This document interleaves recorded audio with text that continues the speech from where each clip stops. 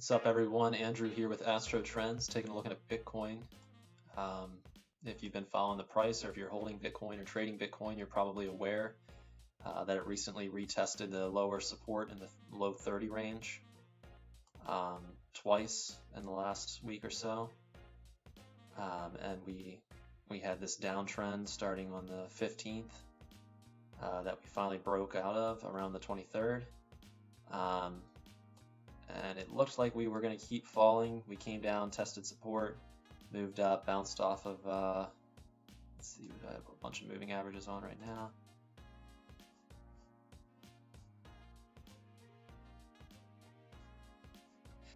Came down, tested support, bounced off the 50, started falling again, and ended up bouncing, interestingly, this lower trend line. There's a lot of different ways you can draw these lines in the Bitcoin price action over the last couple of weeks, but this is a pretty major line of resistance down here,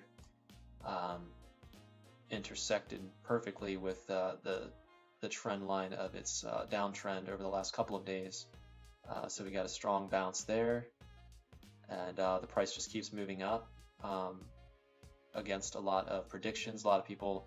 We've been expecting to see Bitcoin in the 20s for the last couple of weeks at different times, but I think people were really ready for it to finally fall off. The last bounce we got, we didn't make it to the top of this range we've been trading in, or moving in rather. And there's lots of different ways you can kind of make an expanding triangle or a symmetrical triangle that we kind of fell through and came back into, or broke out of and came back down.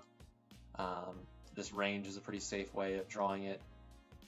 There's some good trend lines you can find that connect all the way back here in April and March even. And depending on the way you look at it, it looks like we've broken up and then fallen back down. Then it looks like we've broken down and come back up. Let's see.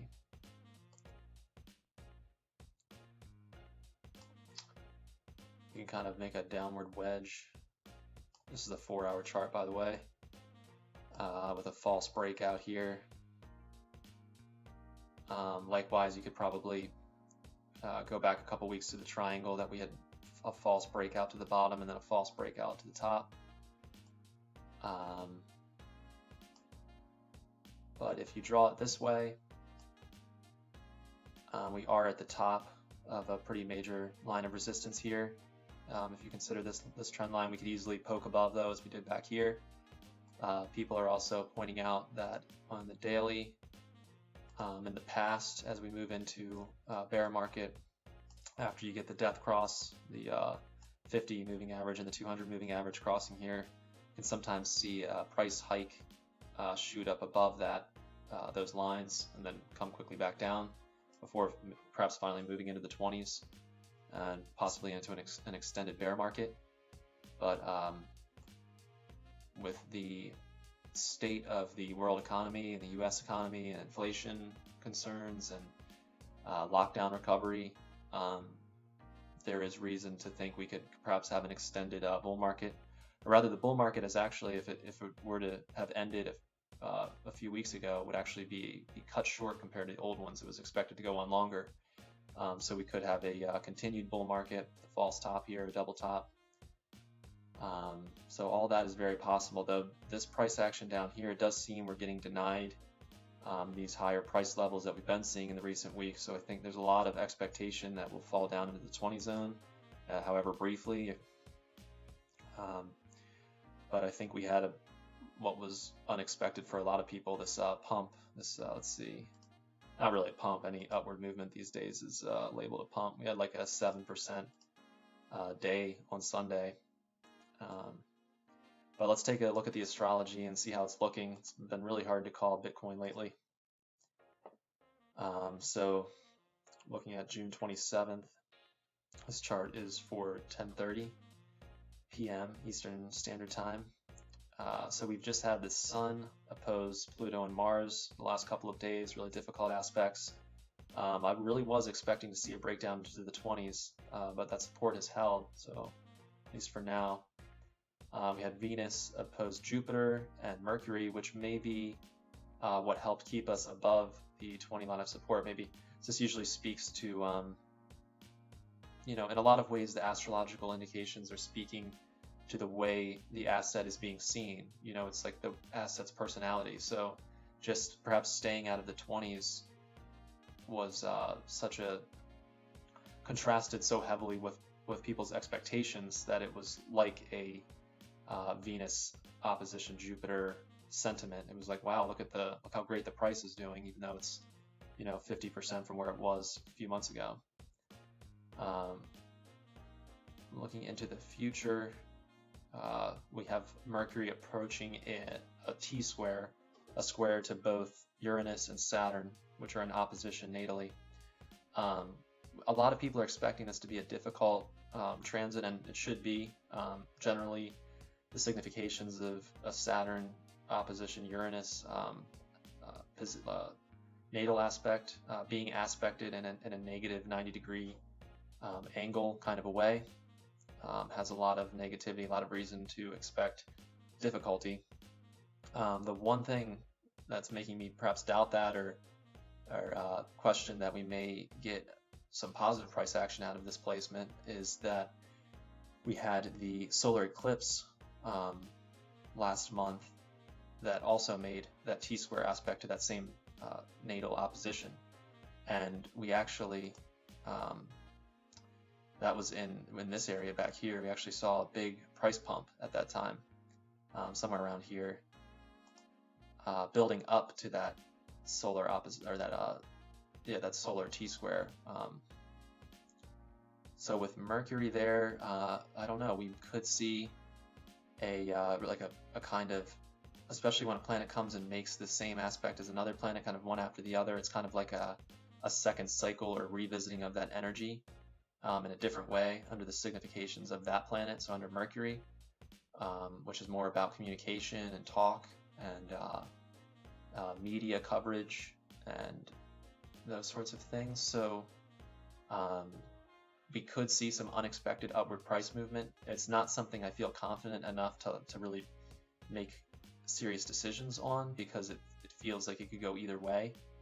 Mercury's also just left retrograde, so it's even more, it's technically still in its retrograde phase, so it's not moving in a retrograde fashion. It's forward again. It's retracing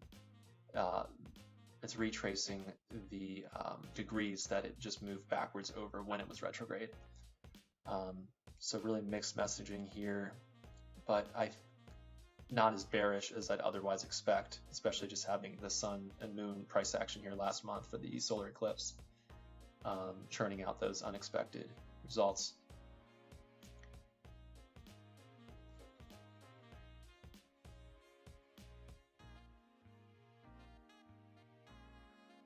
But also people have pointed out that we're expecting to see an especially problematic low hash rate over these dates that Mercury is moving in here, which starts at the end of June into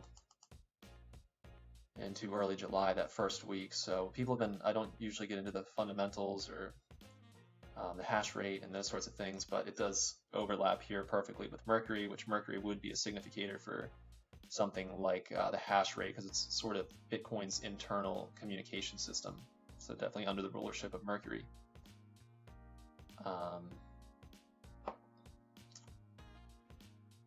Also moving into July, we get the Sun opposite Sun, Sun opposition to Sun. It'll be passed by July 5th here. And after that opposition is cleared, the next major transit for the Sun is in opposition to Jupiter and Mercury, which also could be bullish, could see some upward price action. We got Venus opposite Venus. So July could be an overall up month. We'll cover that in more detail as we get there, because as it stands now, we're really kind of waiting to see whether we're going to finally drop into the 20s or push up again, approaching 40. Once we get above this resistance here, if we maintain it, I think we have a good chance of going to at least 39, maybe 38 by the time we get up there. And then at that point, we'll be looking at these areas of this resistance line here, which isn't the best. This does make touches back here in April and March.